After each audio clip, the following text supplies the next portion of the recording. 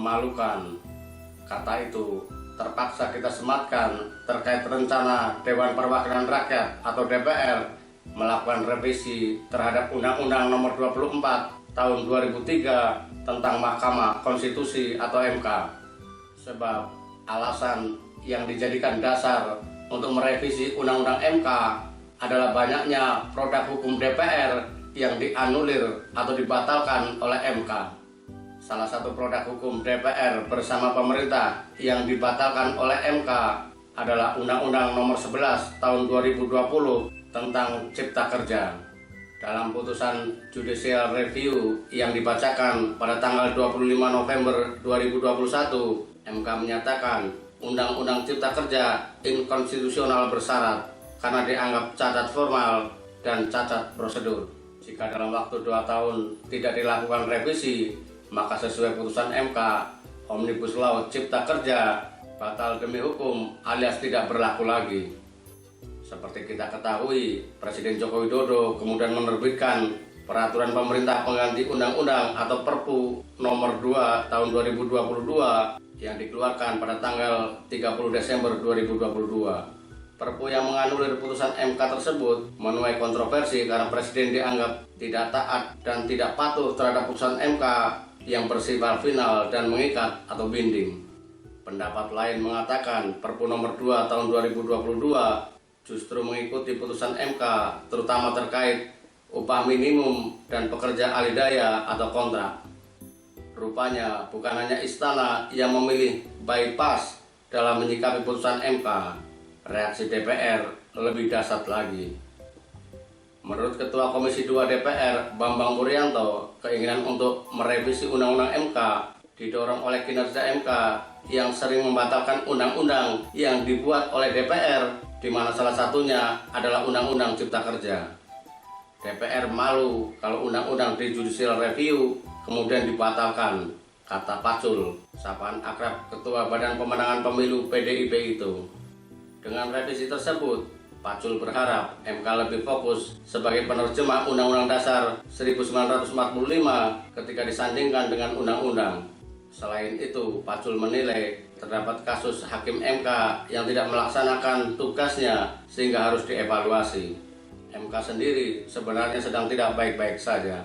Terbaru terjadinya perubahan isi putusan MK pada perkara 103/PUU-20 tentang uji materi Undang-Undang Nomor 7 Tahun 2020 tentang Mahkamah Konstitusi.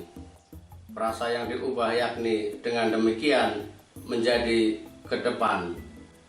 Perubahan ini sangat signifikan karena yang seharusnya berlaku saat ini menjadi berlaku di masa mendatang. Alhasil, 9 hakim MK dan 2 orang panitera dilaporkan ke polisi. Putusan MK yang diubah redaksionalnya itu berdampak terhadap proses pergantian Hakim Konstitusi Aswanto dengan Guntur Hamzah yang dilakukan sepihak oleh DPR yang kemudian menuai kontroversi. Dampak langsung dari perubahan frasa dengan demikian menjadi ke depan adalah pergantian Hakim Aswanto oleh DPR sah secara hukum karena sudah terjadi. Jika revisi Undang-Undang MK oleh DPR jadi dilaksanakan dengan alas banyaknya produk DPR yang dibatalkan oleh MK, maka itu menunjukkan arogansi lembaga. DPR memposisikan diri sebagai lembaga yang produknya tidak boleh dinilai oleh lembaga lain. Padahal MK adalah lembaga tinggi negara yang posisinya sejajar dengan DPR. Mestinya DPR melakukan introspeksi mengapa banyak produknya yang ditolak masyarakat sehingga kemudian dibawa ke MK. Salah satunya dengan pelibatan masyarakat secara luas sebelum mengesahkan suatu undang-undang. Bukan dengan cara kejar tayang sehingga semua produk hukum usulan pemerintah langsung diketuk palu oleh DPR. Kita tidak ingin kembali ke masa di mana DPR hanya sebagai tukang stempel kebijakan pemerintah. Kita ingin DPR menjalankan peran check and balance secara lebih maksimal, terutama dalam pembentukan undang-undang yang bersinggungan langsung dengan hajat hidup rakyat seperti Omnibus Law Cipta Kerja. DPR jangan menggunakan kekuasaan konstitusinya untuk mendikte lembaga lain. Kasus penggantian Hakim Aswanto hanya karena tidak bekerja sesuai keinginan DPR benar-benar melukai nalar demokrasi. Terlebih jika sampai revisi Undang-Undang MK jadi dilaksanakan, DPR tak ubah lembaga yang dalam tanda petik membunuh pembawa pesan sehingga semakin jauh dari fungsinya sebagai pembawa amanat rakyat. Kita memahami pro kontra dalam politik karena penafsirannya dari sudut yang berbeda-beda. Sudut pandang DPR sangat mungkin berbeda dengan tafsir MK. Tetapi ada satu hal yang tidak boleh dikorbankan, yakni kepentingan dan kemaslahatan rakyat. Jika DPR menolak diawasi dan dikoreksi, maka sebaiknya dibubarkan karena sudah tidak sejalan dengan esensi demokrasi, di mana setiap lembaga harus diawasi lembaga lain agar tidak terjadi penyelewengan dan penyalahgunaan kekuasaan atau abuse of power.